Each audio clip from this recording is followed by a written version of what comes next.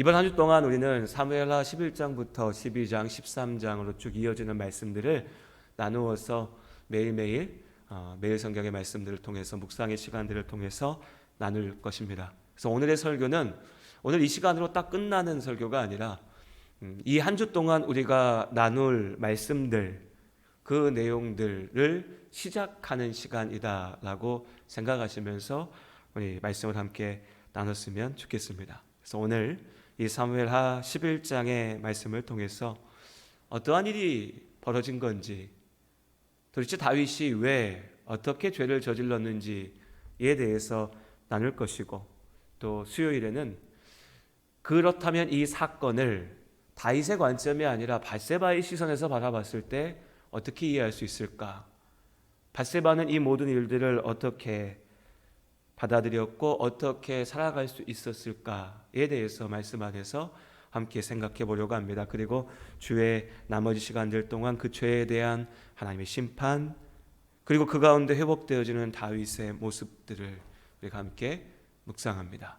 자, 오늘 사무엘하 11장의 말씀, 11장 1절의 말씀을 보시면 그 해가 돌아와 왕들이 출전할 때가 되매 다윗이 요압과 그에게 있는 그의 부하들과 온 이스라엘 군대를 보내니 그들이 암몬 자손을 멸하고 랍바를 에워쌌고 다윗은 예루살렘에 그대로 있더라고 말합니다. 자, 이 앞뒤의 문맥을, 상황을 좀 이해할 필요가 있는데요. 앞서 이제 사울 지방과의 정말 오랜 시간 동안의 애증, 우리가 그동안 나누었었죠.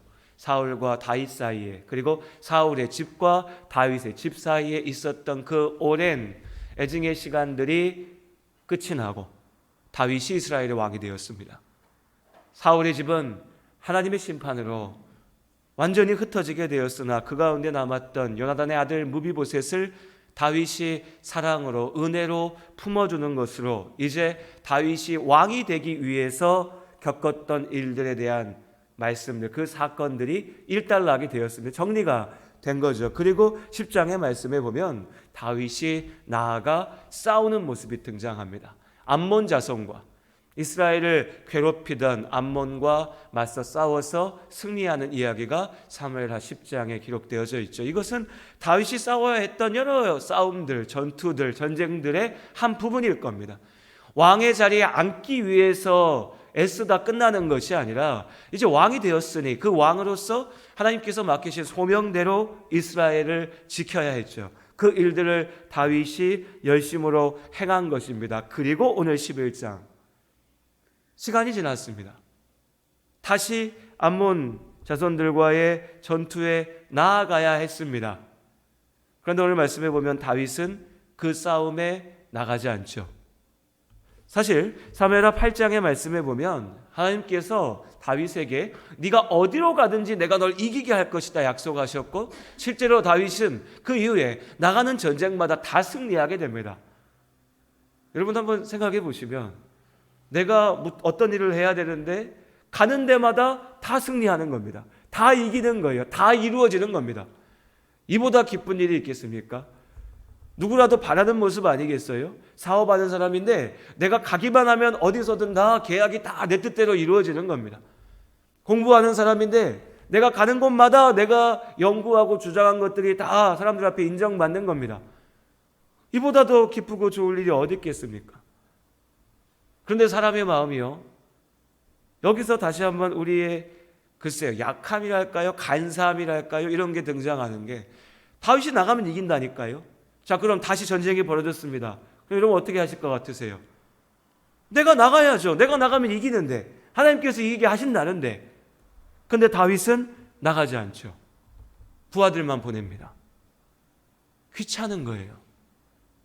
지루한 겁니다. 어차피 이기는데, 어차피 내 것인데, 내가 가지고 있는데, 내가 다 이루었는데. 그 속에서 다윗은 멈춘 거죠. 편안함에 취했고 권력에 취했습니다. 이제 모든 게 안정되었으니까 이 정도는 뭐 라고 하는 생각에 멈췄습니다. 그럴 수 있죠. 사람이니까. 쉼도 필요하겠죠. 여유도 있어야 되겠죠. 문제는 그 쉼과 여유가 하나님께서 맡기신 소명을 훼손할 지경이 된다면, 그 쉼과 여유가 하나님 앞에 내가 마땅히 싸워야 할 믿음의 싸움과 도전에서도 나로 멈추게 한다면 거기서부터 죄가 시작되는 겁니다. 그래서 사실 다윗의 이 처참한 죄악은 다윗이 가장 큰 성공을 거두고 어쩌면 다윗의 인생에서 참 평안한 시기가 왔다라고 생각하는 그때에 시작되었습니다. 이어지는 이야기들은 우리가 너무 잘 알고 있죠. 2절부터의 말씀에 보면 다윗이 자신의 왕궁에 올라가서 예루살렘을 내려다봅니다. 아마도 다윗의 성에 이 왕궁이 15m 이상의 높은 위치에 있었고 예루살렘 성을 전체적으로 다 내려다볼 수 있는 그런 자리에 있었던 것 같아요. 거기서 보다 보니 집집마다 뭐하고 있는지가 쫙 보였겠죠. 도시 안에 무슨 일이 벌어지고 있는지. 그리고 그의 눈에 한 여인이 들어옵니다. 그리고 다윗은 그 여인이 누구냐고 묻죠. 옆에 있었던 사람이 햇사람 우리아의 아내 밧세바입니다 라고 대답합니다. 여기서부터입니다. 다윗이 멈출 수 있는 기회가 있었습니다. 옆에서 알려줬습니다. 왕이 지금 마음에 들어 하시는 저 여인이요, 첫 번째는 남편이 있는 유부녀예요. 결혼한 여인입니다. 하나님 앞에 불륜을 저지르는 것, 가정에 있는 이들이 성적인 범죄를 저지르는 것은 율법을 보면 돌로 쳐서 죽이는 사형에 해당되는 죄였습니다. 다윗도 그걸 알았겠죠. 당연히요. 눈에 보이지 않는 겁니다. 근데 옆에서 알려줬어요. 순간은 그럴 수 있죠. 저 여인이 너무 아름다워 보인다. 누구냐? 우리아의 아내입니다. 또 한 가지는 이 여인이 그냥 누군가의 아내가 아니라 우리아의 아내입니다. 우리아가 누굽니까? 다윗이 아둘람 굴에서 숨어서 사울의 그 죽음의 위협을 피해서 광야를 떠돌아다닐 때에 블레셋 사람들 발 밑에 들어가서 엎드려 빌며 자신의 목숨을 유지해야 될 때에 그 모든 자리에 다윗과 함께하며 싸웠던 다윗의 용사들 중 한 사람입니다. 가장 가까운 사람이고요, 가장 의지하고 가장 충성스러운 신하였다고요. 그럼 뭡니까 여러분?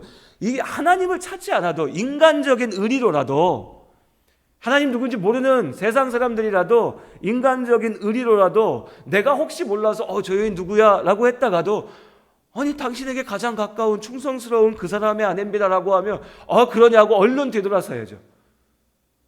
내가 몰랐었어 라고 도망쳐 나와야죠. 그런데 다윗은 이 말을 듣고도 그 죄 가운데로 계속 나아갑니다. 뻔히 우리아의 아내인 것을 알면서도 그 여인을 불러들이죠.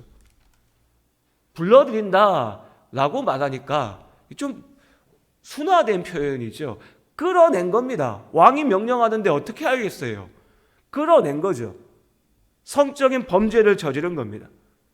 그 여인을 겁탈했죠. 그리고 그 결과로 이 여인이 임신을 하게 됩니다. 문제가 복잡해지죠.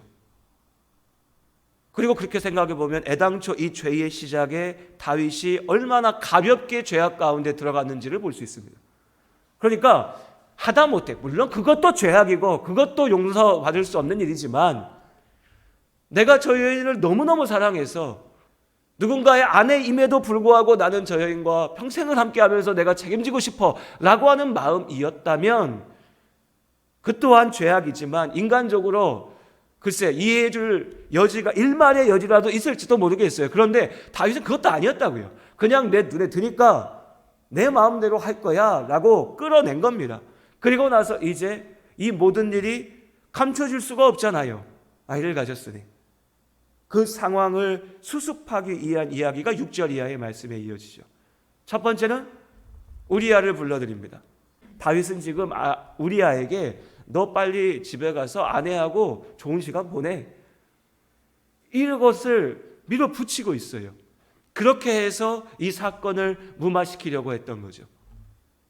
그런데 우리아는 내가 전장에 나아간 장군인데 이제 왕이 불러서 돌아왔긴 했지만 아직 나의 병사들이 전쟁터에 남아있는데 내가 혼자 집에 가서 편히 즐기며 나 좋자고 그렇게 하고 있을 수가 없습니다 라고 말하죠.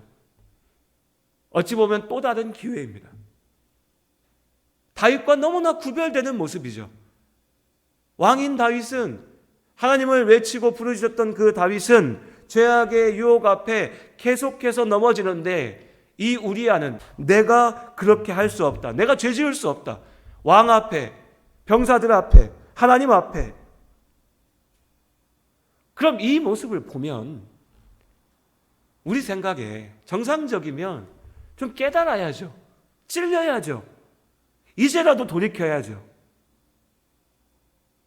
그런데 사실 우리는 이러한 상황에서 사람들의 마음이 어떠한지 이미 잘 알고 있습니다.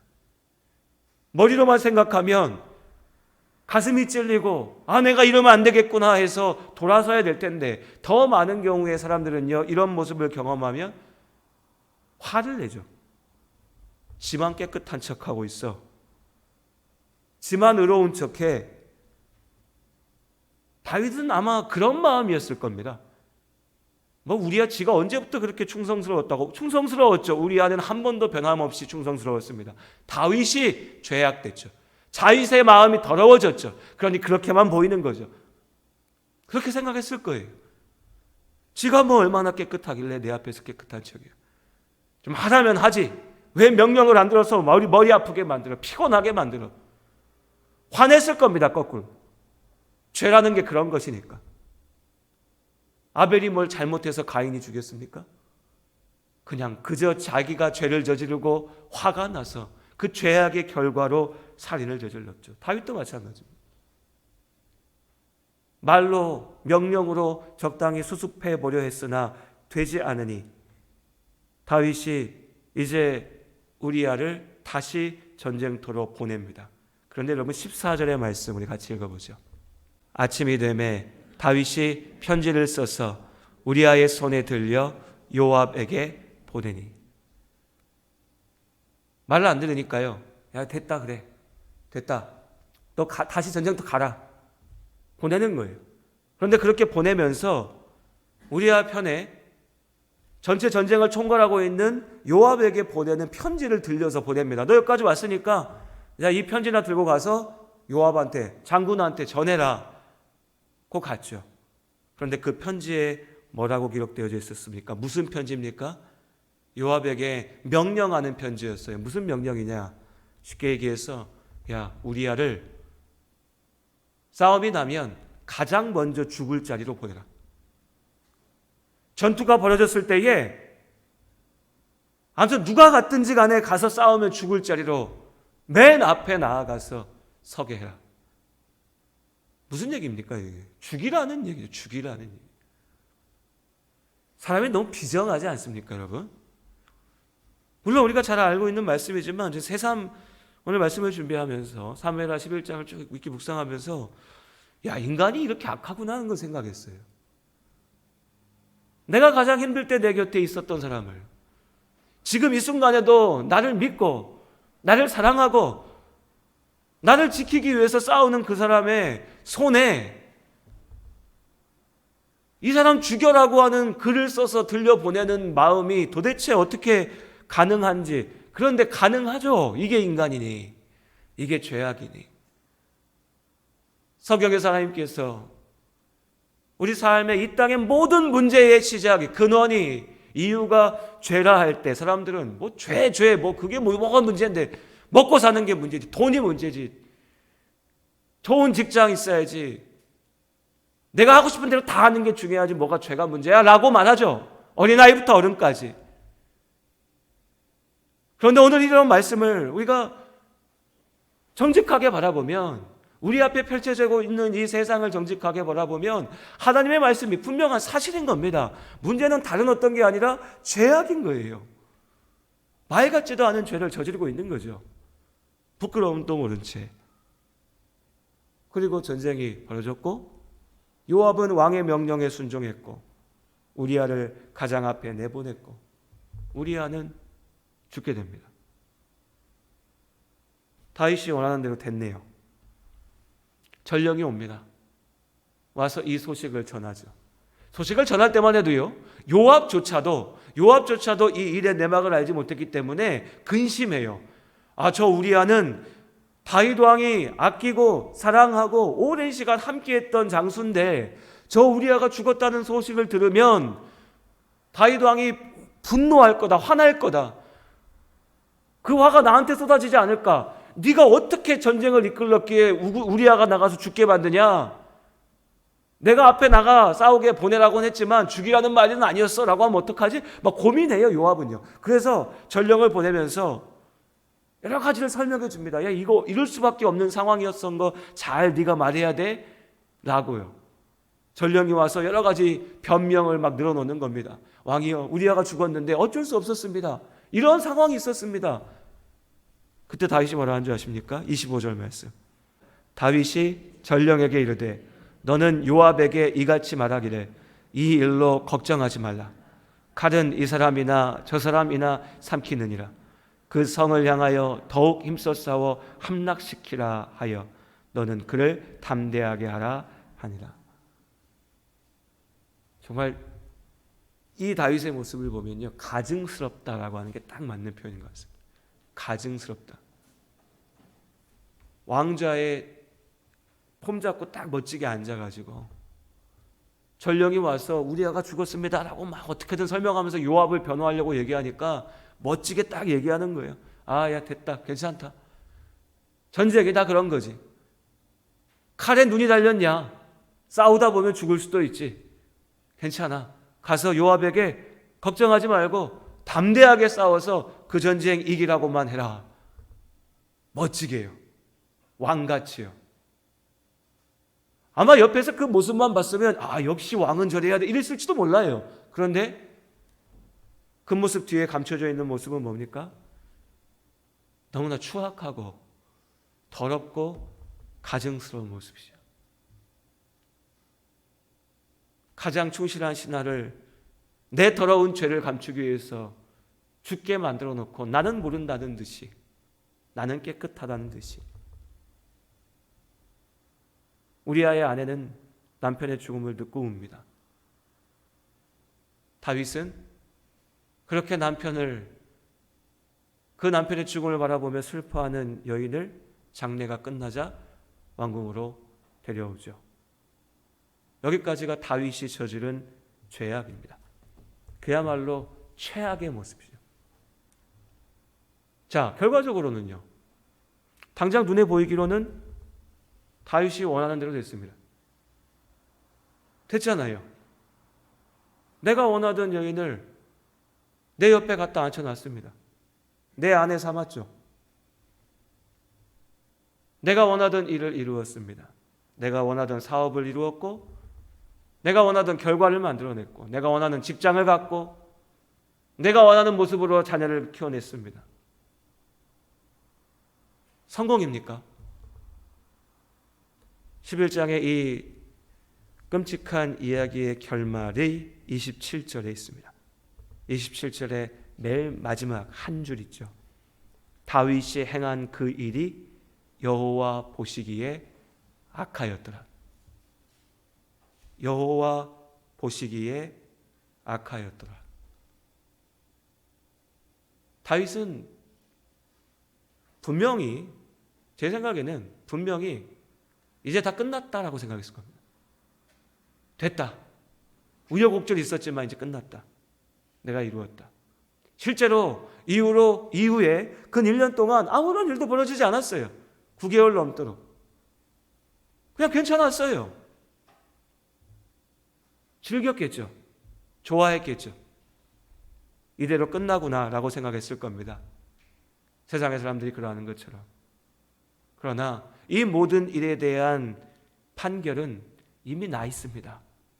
하나님 보시기에 악하였습니다. 그리고 하나님께서 그 죄악을 분명하게 심판하십니다. 우리 이제부터 한 주 동안 이 죄악의 결과가 만들어낸 끔찍한 모습들을 보게 될 겁니다. 그리고 사실 그 결과는 이 한 주 동안 우리가 보는 이 말씀들 속에서 끝나지 않고 다윗의 인생 동안 계속해서 그 발을 붙잡고 넘어뜨리고 아프게 합니다. 하나님께서 보시기에 악하게 걸어갔던 다윗의 결과입니다. 그리고 오늘 말씀 속에서는 이 죄라고 하는 것이 얼마나 무서운 것인지를 다시 봅니다. 돌아설 기회가 참 여러 차례 있었습니다. 여러 차례 기회를 주셨습니다. 죄를 저지르지 않을 수 있도록, 혹은 죄를 저질러서 나 거기서 멈출 수 있도록, 더 큰 죄악 가운데 빠지지 않도록. 그러나 헤어나지 못하고 계속해서 빨려 들어갔죠. 그래서 죄악에는 늪이라고 하는 표현이 가장 맞는 것 같습니다. 다윗만의 문제가 아니라 우리의 문제일 수 있음을 기억합니다. 하나님께서 나에게 맡기신 믿음의 싸움에 내가 어느 순간에 평안에 취해서, 성공에 취해서, 내가 지금 누리고 있는 것에 취해서 멈출 때에, 누울 때에, 그래서 잠들 때에 우리는 다윗의 그 죄의 길을 쫓아가게 됩니다. 하나님께서는 계속해서 우리를 붙잡으시고 돌아서라고 부르십니다. 내 귀에 들리지 않습니다. 들려도 모른 척하죠. 그리고 그 죄악의 결과를 온 몸으로 감당해내게 됩니다. 믿음 안에 깨어 있기를 주님 안에 소원합니다. 날마다 깨어서 하나님 앞에 합당한 모습으로 살아가는 우리가 될 수 있기를 원합니다. 그리고 혹여 나의 약함과 모자람으로 이 죄악 가운데 자그마한 발 한 걸음이라도 드러났다면 오늘 이 말씀이 하나님께서 주시는 경고가 될 수 있기 원합니다. 돌아서라, 돌이켜라, 멈춰라, 죄를 떠나라. 하나님 앞에 온전하게 나아갈 때 하나님께서 회복의 은혜로 우리를 지키실 것을 믿습니다. 이 한 주간을 새롭게 시작하면서 하나님, 죄악 가운데 나를 건져주시옵소서. 내가 죄 가운데 무너지지 않도록 나를 지켜주시옵소서. 기도하는 우리가 되었으면 좋겠습니다. 나는 죄인입니다. 선한 것 하나 없으니 나는 오직 주님만 의지하네. 나는 절망합니다. 아무 희망 없으니 나는 오직 주께만 매달립니다. 주 없이 살 수 없네.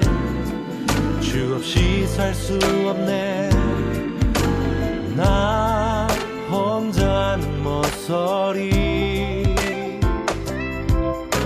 힘도 아니요 능도 아니요 오직 주의 성령으로만. 오직 예수님만이, 오직 예수님만이 나를 살게 하시니. 오직 주님만 의지합니다.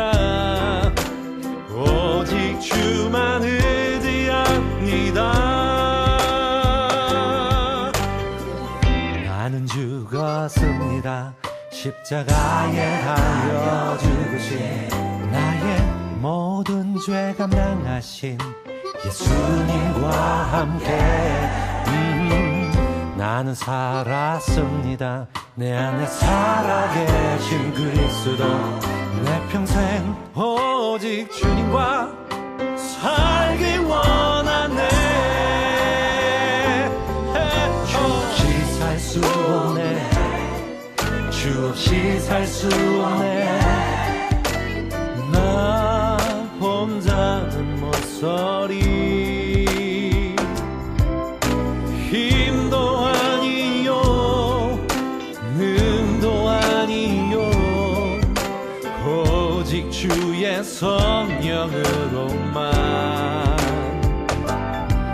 오직 예수님만이, 오직 예수님만이 나를 살게 하시니. 오직 주님만 의지합니다.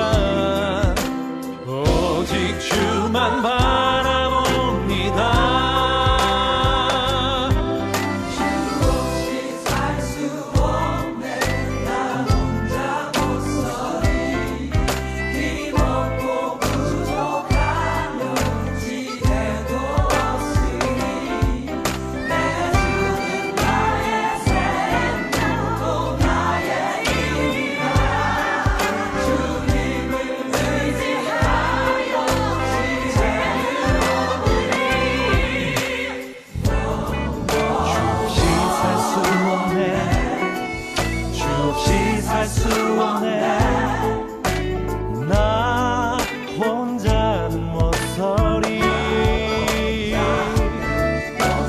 힘도 아니요 능도 아니요 오직 주의 성령으로만 오직 예수님만이 오직 예수님만이